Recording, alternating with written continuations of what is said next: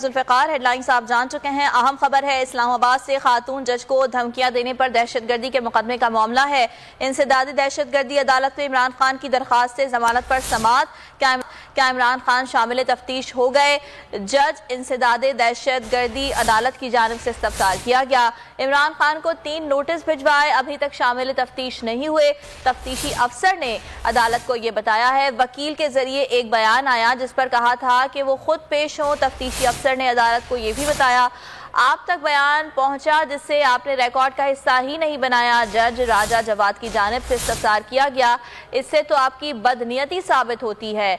जज इंसदादी दहशतगर्दी अदालत की जानिब से यह कहा गया, जबकि मुकदमे के इंदराज को कितने दिन हुए, JIT ताखीर से क्यों बनी, अदालत की जानिब से इस्तफसार किया गया। आपको इस खबर के हवाले से आगाह कर रहे हैं कि खातून जज को धमकियां देने पर दहशतगर्दी का मुकदमा और इंसदादी दहशतगर्दी अदालत में इमरान खान की दरखास्त जमानत पर समाअत।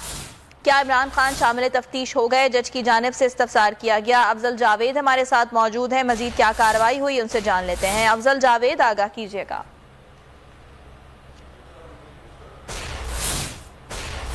इस्लामाबाद में खातून जज को धमकियां देने पर का मुकदमा और इमरान खान की दरखास्त जमानत पर समाअत का सिलसिला जारी है। अफजल जावेद, कार्रवाई के हवाले से बताइएगा।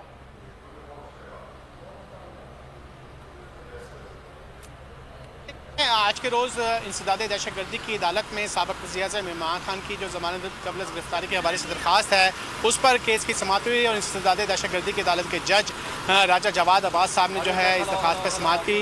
इमरान खान के वकील जो हैं डॉक्टर बाबर अमान वो अदालत के रूबरू पेश हुए और अदालत ने इस्तफसार किया क्या इमरान खान जो है इस जो FIR है उनमें क्या शामिल तफ्तीश होगी, जिस पर डॉक्टर बाबर अमान की जानिब से बताया कि जी बिल्कुल इमरान खान जो है इस केस में शामिल तफ्तीश होगी है। जो पुलिस के प्रोसिक्यूटर हैं उन्होंने इसके इनकार किया, लेकिन डॉक्टर बाबर अमान ने वाज़ेह तौर पर कह दिया कि इमरान खान के जो खिलाफ ये मुकदमा दायर किया गया इसके खराज के लिए इस्लामाबाद हाई कोर्ट में जो दरख्वास्त दायर की जा चुकी है, नोटिस भी दिए जा चुके हैं और पुलिस की जानिब से अदालत को गलत तौर पर बताया गया, जिस पर बड़े ही अहम नुकात जो हैं इंसदादी दहशतगर्दी की अदालत के जज राजा जवाद अब्बास ने उठाए हैं कि सिर्फ उन तकरीर के मामले पर जो है इंसदादी दहशतगर्दी का जो मुकदमा है वो क्यों बनाया गया है और इस तकरीर पर ही मुलजिम से जो है पूछ-गूछ क्यों करनी चाहिए।